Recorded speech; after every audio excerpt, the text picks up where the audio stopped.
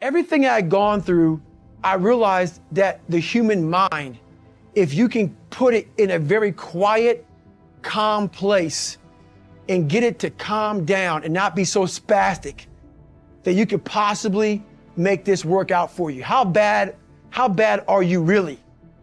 So I calmed myself down and I had to make this enormous thing small. I had 30 more miles to run and my body was in the worst shape in my entire life, the worst pain I ever felt in my life.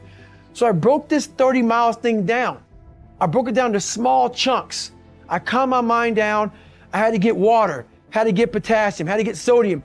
I had to stop being so dizzy because I had to be able to stand up. So my dizziness went away after about an hour. I was able to stand up now. And I was going around this track at like 30-some minute mile. And I'll never get my crew person saying, hey, I got to mile 81. They said, you're not gonna make the time. I had 24 hours and I was going so slow, taking so much time. This is when I realized that the human mind, once everything gets connected, once the mind knows you're not gonna quit something, it's gonna try to find more. It's gonna try to give you more. Once it realizes you're not gonna take the path of least resistance, you're gonna stay here until it's done. My mind and my body and my spirit became one for the first time ever. For the first time ever, it became one. And I went to a level that I never thought was humanly possible for myself or anybody else. In that shape that I was in, I was able to run 19 miles. And I ran 19 miles, did 100 miles, actually did one more mile. I did 101 miles in 18 hours and 56 minutes. I'd overcome so many obstacles in my life, and this was the final crucible for me. And I got through it. And at the end of this race was such clarity to me. And it was just the most amazing thing I ever do in my life. I was at the very edge of my capability and wasn't sure that I could take one more step. I felt like I'd drained 99% from my tank at least. My gas light was on, my engine shuddering, yet I knew I had to find more if I was going to finish this race and get myself into bad water. But how do you push yourself when pain is all you feel with every step? When agony is the feedback loop that permeates each cell in your body, begging you to stop. That's tricky because the threshold for suffering is different for everybody. What's universal is the impulse to succumb, to feel like you've given everything you can and that you are justified in leaving a job undone. By now, I'm sure you can tell that it doesn't take much for me to become obsessed. Some criticize my level of passion, but I'm not down with the prevailing mentalities that tend to dominate American society these days. The ones that tell us to go with the flow or invite us to learn how to get more with less effort. Fuck that shortcut bullshit. The reason I embrace my own obsessions and demand and desire more of myself is because I've learned that it's only when I push beyond pain and suffering, past my perceived limitations, that I'm capable of accomplishing more physically and mentally. In endurance races, but also in life as a whole. And I believe the same is true for you. The human body is like a stock car. We may look different on the outside, but under the hood we all have huge reservoirs of potential and a governor impeding us from reaching our maximum velocity. In a car, the governor limits the flow of fuel and air so it doesn't burn too hot, which places a ceiling on performance. It's a hardware issue. The governor can easily be removed, and if you disable yours, watch your car rocket beyond 130 miles per hour. It's a subtler process in the human animal. Our governor is buried deep in our minds, intertwined with our very identity.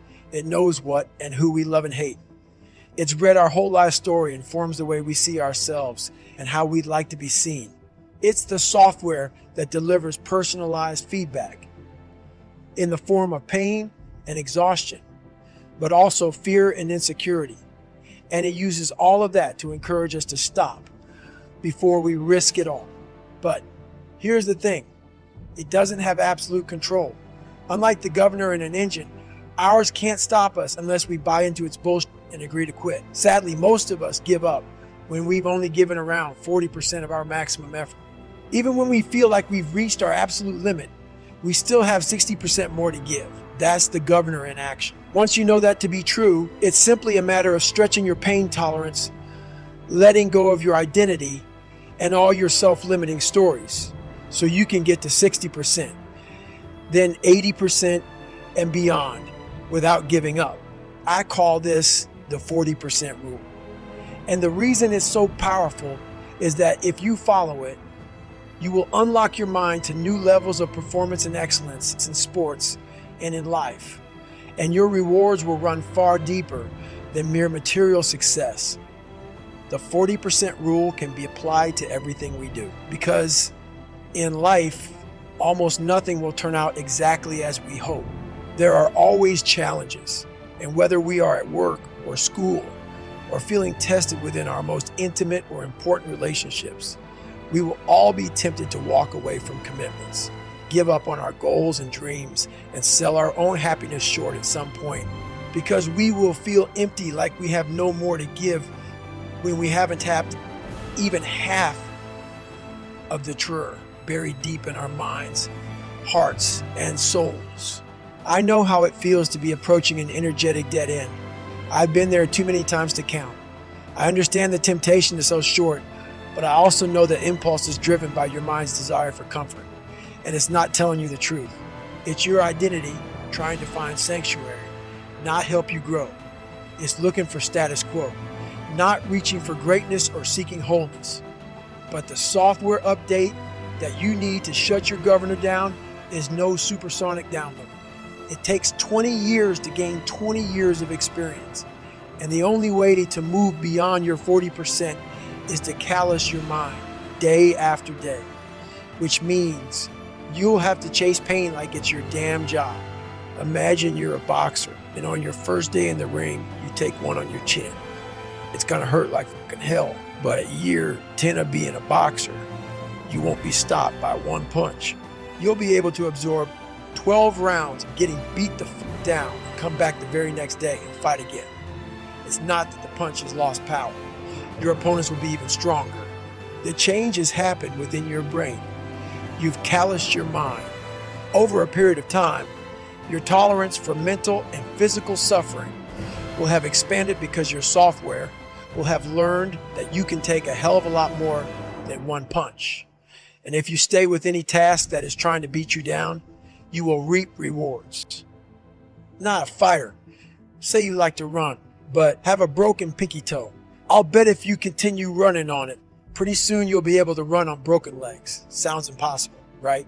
I know it's true, because I've run on broken legs, and that knowledge helped me endure all manner of agonies on the ultra circuit, which has revealed a clear spring of self-confidence that I drink from whenever my tank is dry.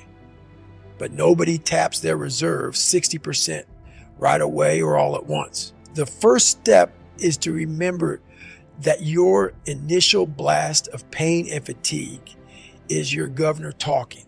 Once you do that, you are in control of the dialogue in your mind, and you can remind yourself that you are not as drained as you think, that you haven't given it your all, not even close. Buying into that will keep you in the fight, and that's worth an extra 5%. Of course, that's easier listened than done. It wasn't easy to begin the fourth lap of the Hurt 100, because I knew how much it would hurt. And when you are feeling dead and buried, dehydrated, wrung out, and torn the fuck up at 40%, finding that extra 60% feels impossible. I didn't want my suffering to continue. Nobody does. That's why the line fatigue makes cowards of us all. It's true as shit. Mind you, I didn't know anything about the 40% rule that day. The Hurt 100 is when I first started to contemplate it, but I had hit the wall many times before, and I had learned to stay present and open-minded enough to recalibrate my goals, even at my lowest. I knew that staying in the fight is always the hardest and most rewarding first step. Of course, it's easy to be open-minded when you leave yoga class and are taking a stroll by the beach, but when you're suffering, keeping an open mind is hard work. The same is true if you are facing a daunting challenge on the job or at school. Maybe you are tackling a 100-question test and know that you bricked the first 50. At that point, it's extremely difficult to maintain the necessary discipline to force yourself to keep taking the test seriously. It's also imperative that you find it, because in every failure, there is something to be gained, even if it's only practice for the next test you'll have to take, because that next test is coming. That's a guarantee. The 1 second decision is, I had to live through that 1 second decision several times during this race. So this race took me 100 and some hours, okay? And this is what people don't get. For you to finish that race, even though I DNF'd, I still finished in the time. So there's a lot of pride in that. So what I do in that 1 second, because we all think about quitting, it's hard. But what you have to do in that 1 second is hard to process information during pain, because that pain takes over and you can't think rationally. You're thinking about fight or flight, save yourself. That's not a rational thought. It's not a thought that's going to get you through hard times. Most people fail that 1 second. So what happens, what I do in that 1 second, and there's a bigger process to all this, but in that 1 second, I physically stayed in that water. Because if I get out of the water, I quit. So I physically stay in the water, but mentally, I'm on the beach with the instructors. And the instructors, it's cold outside, so they got these parkas on. They got their cup of Joe, and they're warm because they've already been through it. So now it's your turn to go through it. So mentally, I get back with them. I'm still in the water physically, but mentally, I'm back with them. I'm chilling. I got my parka on, and now I'm thinking logically because I'm warm now. Mentally, I'm warm. I've taken that 1 second. Let's not quit yet, Goggins. Let's think about your options. Where are you going to end up if you quit this? Where are you going to go? What are you going to say to yourself? Because you know you're going to get warm. The second you get out of this water, you could take a shower and you could be warm. And in 5 days, you could be out. So I start thinking logically. I calm my brain down because your brain just wants to get out. Ring the bell, put your helmet down, get warm, and then you're really. And these are the things you have to think about in the 1 second decision. So that's what that's all about. It's about gaining control of your mind, putting things back in the proper perspective, and then saying, I really do want to be here. And I'm going to have a bunch of these 1 seconds through this 130-hour journey. And I have to learn to control these, because if I fail one of these 1 seconds, I will not be a SEAL. I will not be a doctor. I will not be a lawyer. I will not be whatever the fuck it is. So that's how important that 1 second decision is. It's all about your mind takes control of you. You have to say, you, I run this.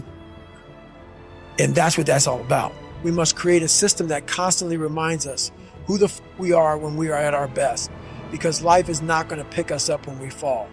There will be forks in the road, knives in your fucking back, mountains to climb, and we are only capable of living up to the image we create for ourselves. Prepare yourself. We know life can be hard, and yet we feel sorry for ourselves when it isn't fair. From this point forward, accept the following as Goggins' laws of nature. You will be made fun of. You will feel insecure. You may not be the best all the time. You may be the only black, white, Asian, Latino, female, male, gay, lesbian. There will be times when you feel alone. Get over it. Our minds are fucking strong. They are our most powerful weapon, but we have stopped using it. We have access to so many more resources today than ever before, and yet we are so much less capable than those who came before us. If you want to be one of the few to defy those trends in our ever-softened society, you will have to be willing to go to war with yourself and create a whole new identity, which requires an open mind. It's funny, being open-minded is often tagged as new age or soft. F that. Being open-minded enough to find a way is old school. It's what knuckle draggers do. And that's exactly what I did. Failure is just a word. For me, failure was me having more information on how to succeed. That's all failure became to me. So I failed so much. Pull-up records, running events, had to quit this, buds, Rangers, all this crap I had to go back through. All that was, oh, I failed because of these reasons here. Go back to the drawing board, figure out the right equation, put it together, go back, fail again. Oh, but I got more information. So everything I was afraid of, I made sure to meet it right in the face and overcome it.